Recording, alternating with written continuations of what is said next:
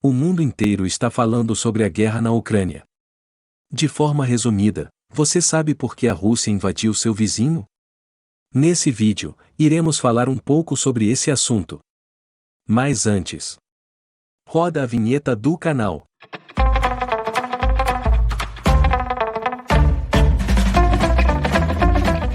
Mais um vídeo no canal e como de costume eu peço para que você se inscreva. Ative o sininho para receber notificações de novos vídeos. Dê um like e compartilhe o vídeo. Isso ajudará bastante o canal a continuar produzindo conteúdo para você. No início de 2022 o mundo só falava em uma coisa: a invasão da Ucrânia pelos russos. Мною принято решение о проведении специальной военной операции. A guerra iniciada por Vladimir Putin marca o ponto alto de uma tensão que vem crescendo entre os dois países há cerca de 30 anos. Você sabia que russos e ucranianos compartilham laços culturais? Eles são descendentes de um mesmo povo. De que povo estamos falando? Comenta aqui no vídeo se você sabe. Rússia e Ucrânia faziam parte da antiga União Soviética, que foi extinta em 1991. A Ucrânia vem tentando desde então se aproximar dos países do Ocidente, e isso incomoda a Rússia porque diminui sua influência com o país vizinho. Por esse motivo, a Rússia tenta impedir que a Ucrânia ingresse na OTAN, uma organização que tem como membros países ocidentais europeus e os Estados Unidos, os grandes inimigos históricos da Rússia. Para tentar manter sua influência nos países da antiga União Soviética, a Rússia invadiu a Geórgia em 2008 e a Crimeia em 2014. A Crimeia fazia parte do território ucraniano e foi anexada à Rússia, o que ainda não foi reconhecido pelo governo ucraniano.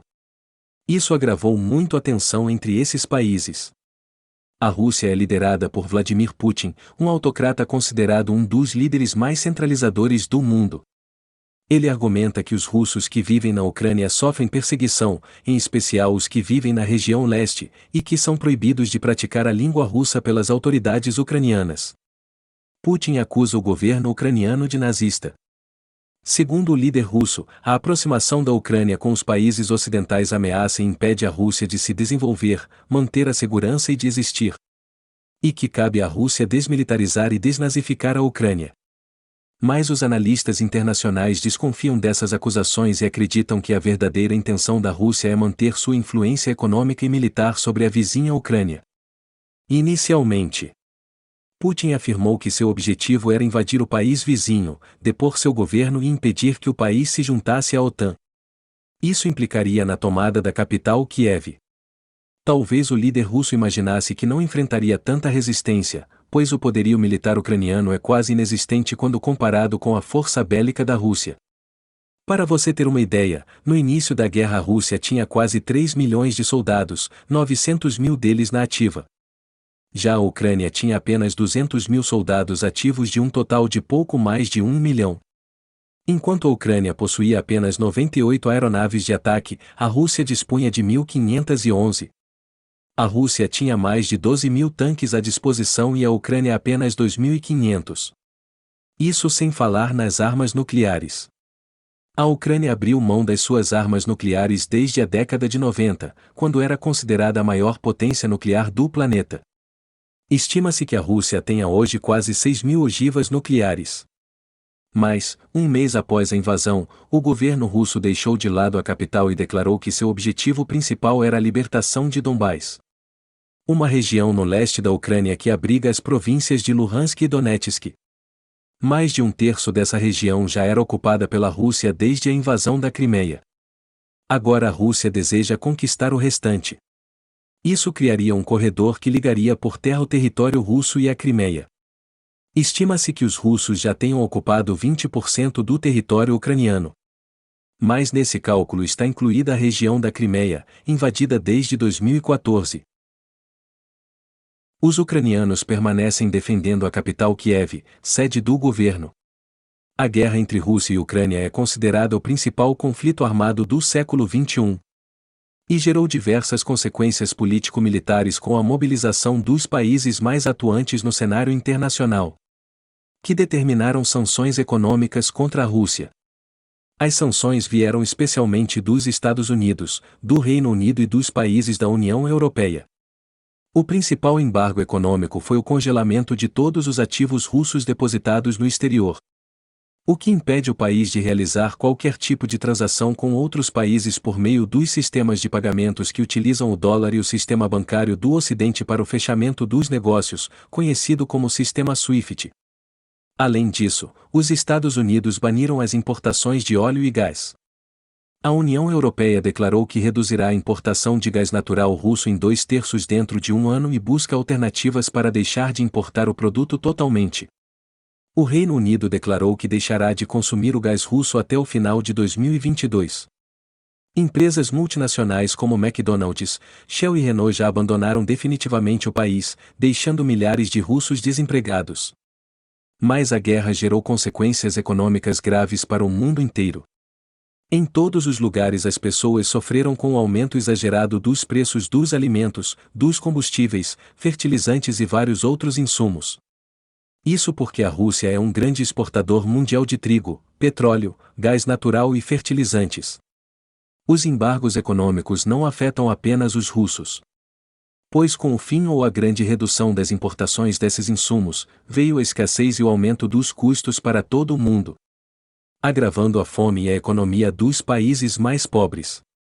Além disso, milhares de vidas estão sendo perdidas nesse conflito, principalmente de civis ucranianos. Embora exista também muitas mortes de militares russos, a destruição das cidades ucranianas pelos bombardeios russos é imensa e gerou mais de 13 milhões de refugiados. Os ucranianos têm deixado sua pátria e se abrigado principalmente em outros países do leste europeu, como a Polônia e a Alemanha. No entanto, existe uma possibilidade real de que outros países ingressem no conflito. A Rússia tem o apoio de Belarus e Síria, além de outros territórios. Por outro lado, a Ucrânia conta com o apoio de grandes potências mundiais, além da OTAN, maior aliança militar do mundo. Se qualquer um desses países decidir entrar no conflito, a guerra poderá tomar grandes proporções, até mesmo mundiais, com a terrível possibilidade de uso de armas nucleares. Você sabe quais são as grandes potências nucleares do mundo?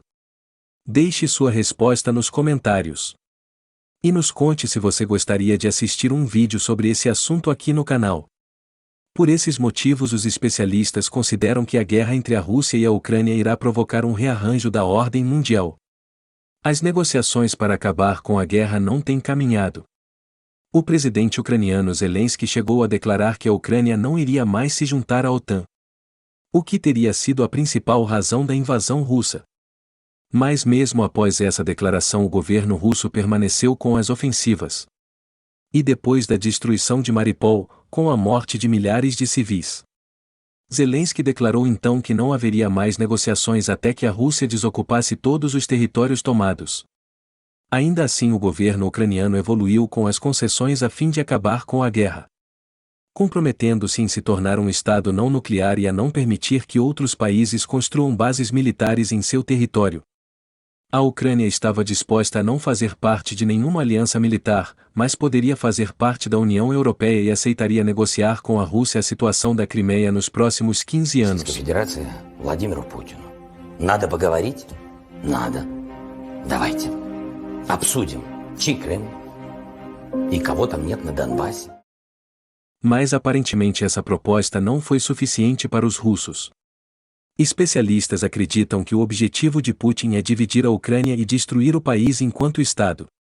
Teria Putin objetivos para além da Ucrânia? Are making aggressive statements about our country. Therefore, I'm ordering the Minister of Defense and the Chief of the General Staff to put the strategic nuclear forces on special alert.